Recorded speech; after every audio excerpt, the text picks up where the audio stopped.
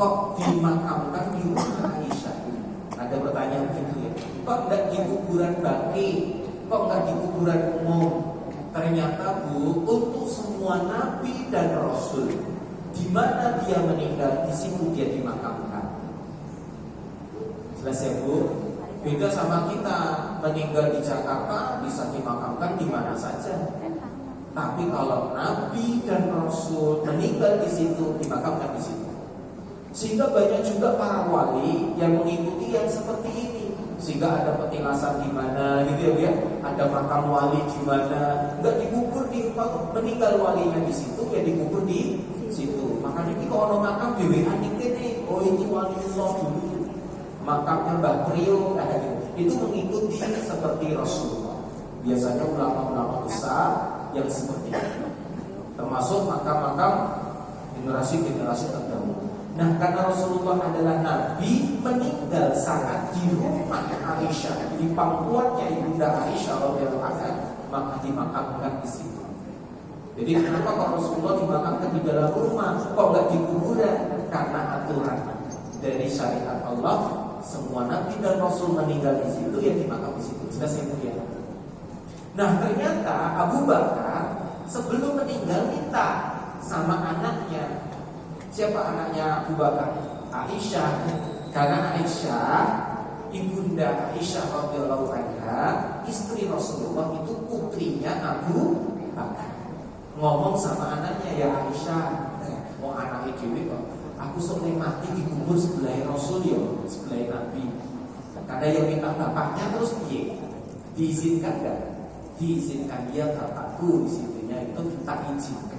Akhirnya benar, Abu Bakar radhiyallahu anhu meninggal dunia, dimakamkan di sebelah Rasulullah SAW. Karena bapaknya sendiri. Setelah Baginda Umar bin Khattab radhiyallahu anhu naik menjadi khalifah, beliau minta yang sama, ya Aisyah, aku minta izin boleh enggak dimakamkan di sebelah Rasulullah juga, sebagaimana Abu Bakar. Aisyah sebetulnya tidak mau. Karena apa? Ya karena orang lain. Kalau Abu Bakar bapaknya sendiri, Rasulullah suaminya. Lalu Umar siapa? Tapi yang namanya Umar bin Khattab, khalifah beliau ini memang kuat luar biasa. Sahabat yang sangat dekat dengan Rasulullah dan Umar bin Khattab dan Abu Bakar sendiri. Singkat cerita, akhirnya diizinkan oleh Ibunda Aisyah. Setelah itu tidak boleh yang lain lagi, cukup Umar dan Abu Bakar. Karena Rasulullah namanya bersabda, kelak Abu Bakar dan Umar akan berada di surga bersamaku, sebelah kanan dan sebelah kiri. Jadi Umar menjadi tetangga Rasulullah, Abu Bakar As-Siddiq radhiyallahu anhu juga menjadi tetangga Rasulullah di surga. Ibu-ibu mau bertetangga dengan Rasulullah? Rasulullah memberikan peluang. Kalau mau bertetangga denganku, maka santunilah anak yatim. Barang siapa yang menyantuni anak yatim, besok di surga bersamaku seperti ini. Nah, jadi awalnya nempel tapi dilengkapi sikit. Artinya apa? Dekat sama Rasulullah. Untuk siapa? Yang gemar memberi santunan kepada anak yatim, memelihara anak yatim. Bu, anak yatim itu punya syarat. Pertama, bapaknya kudu mati. Nek kok gakang iki jenenge orang yatim. Nek sing mati ibuke kuwi orang yatim, kuwi namanya piatu. Sing jenenge yatim bapake kudu mati, bukan karena hilang, bukan karena datang. Yang kedua, yatim itu harus masih kecil, belum dewasa. Jadi masih balita atau sebelum balik, itu anak yatim. Balik itu nek wedok yang menstruasi, haid, nek lanang mimpi basah, itu dewasa.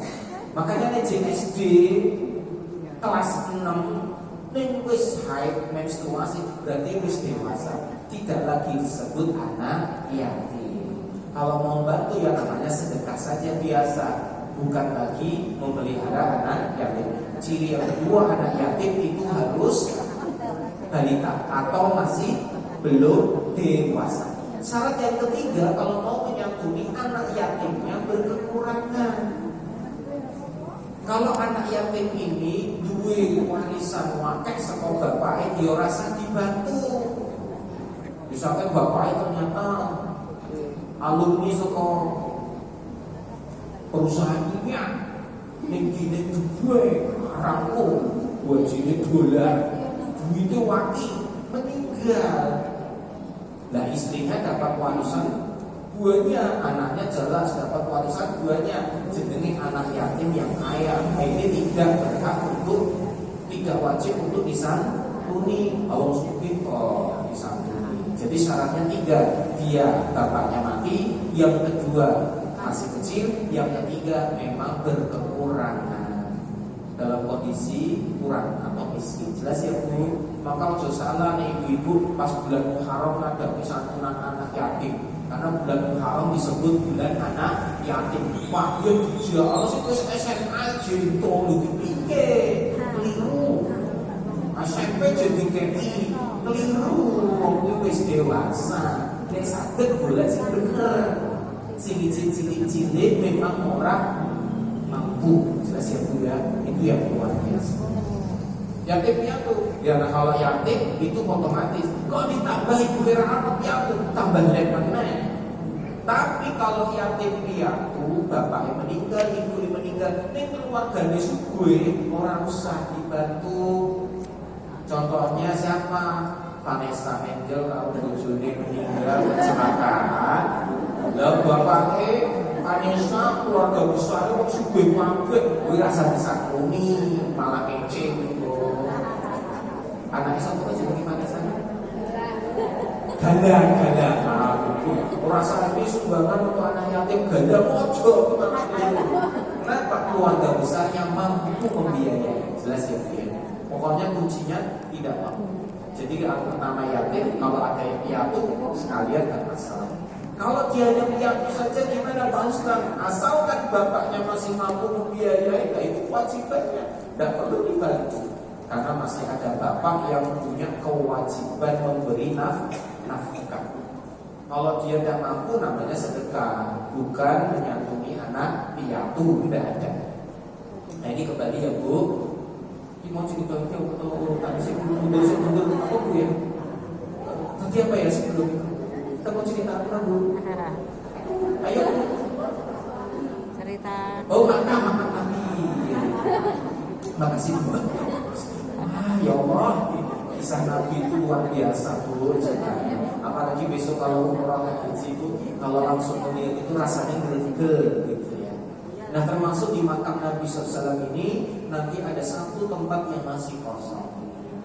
Jadi Rasulullah, Abu Bakar, Umar dan satu lagi yang masih kosong. Untuk siapa? Ternyata makam yang masih kosong ini diperuntukkan untuk Nabi Isa alaihi wassalam. Jadi besok Nabi Isa meninggal di Masjid Nabawi, meninggal di kota Madinah.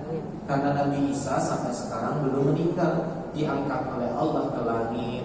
Besok diturunkan di akhir zaman. Untuk apa? Pertama, membunuh Dajjal. Karena Dajjal ini besok akan membuat kerusakan di muka bumi, dan kemampuannya yang luar biasa tidak bisa dibunuh kecuali oleh Nabi Isa alaihissalam. Makanya Nabi Isa disimpan di langit untuk misi yang luar biasa di akhir zaman. Dan Nabi Isa ini nanti masuk Islam, bukan masuk Islam, Nabi Isa masih Islam, akan melaksanakan sholat bersama Imam Mahdi. Setelah itu membunuh Dajjal, kemudian mengislamkan orang-orang Nasrani di dunia dan mematahkan salib-salib, membunuh babi-babi, kemudian membagikan banyak harta kepada orang-orang yang beriman. Setelah itu beliau menikah dan punya anak, kemudian melakukan perjalanan ibadah haji dan umrah, dan di Madinah beliau nanti meninggal dunia, dimakamkan di sebelah Rasulullah Muhammad SAW. Ini kisah tentang Nabi Isa di akhir zaman. Kalau kita umur panjang, kok menawa ketemu ya alhamdulillah. Ini orang yang cerita ke anak putu, bok sesuk mereka ini ketemu dengan Nabi Isa. Alhamdulillah menjadi pembela Nabi Allah Ta'ala. Insya Allah berkah untuk kita. Apalagi kok bisa menjadi pasukannya Imam Mahdi, mati syahid lagi. Alhamdulillah. Moga-moga kita dapat syafaat. Amin Allahumma Jadi Baitul Ma'mur itu ada di langit, Ka'bah ada di bumi. Saat Nabi Ibrahim itu sedang berzikir di Baitul Ma'mur, Rasulullah melihat, loh, kok ada saya di sana? Bilang sama Jibril, Jibril, kok ada saya di sana? Ya Muhammad, itu bukan kamu, itu bapakmu Ibrahim alaihissalam. Kok persis aku ya? Memang Ibrahim wajahnya seperti dirimu, perawakannya seperti dirimu, tinggi, ganteng, ya, luar biasa. Maka Rasulullah melihat Nabi Ibrahim itu seperti melihat diri beliau sendiri. Jadi yang waktu persis itu Nabi Ibrahim seperti Rasulullah SAW. Nah kembali ibu sekalian, jadi Nabi Muhammad SAW itu keturunan Ibrahim, keturunan Ismail, selisihnya 2000 tahun dan 600 tahun berjarak dengan Nabi Isa. Nabi sebelum Rasulullah, Nabi Isa. Nabi Isa beliau lahir langsung menjadi penanggalan namanya Masehi. Sekarang tahun berapa Bu? Masehi ini 2022. Berarti Nabi Isa sekarang umurnya berapa? 2022. Karena penanggalan Masehi berasal dari kelahiran Nabi Isa. Nabi Isa lahir langsung jadi penanggalan kalender Masehi. Nah sekarang sudah 2022, berarti umur Nabi Isa aslinya sudah 2022 tahun. Tapi Nabi Isa ini masih kalah umurnya dengan yang namanya Dajjal. Karena Dajjal juga belum mati sampai sekarang, lahir di zaman Nabi Musa. Padahal Nabi Isa setelah Nabi Musa. Konon Dajjal ini umurnya lebih dari 3000 tahun. Wow. Tapi namanya Dajjal dan Nabi Isa meskipun tua, besok di akhir zaman mereka akan keluar dan turun Nabi Isa ke dunia, umurnya masih seperti dulu kala. Saat diangkat ke langit, Nabi Isa umurnya 33 tahun. Nah besok di akhir zaman turun ke dunia, umurnya masih sama.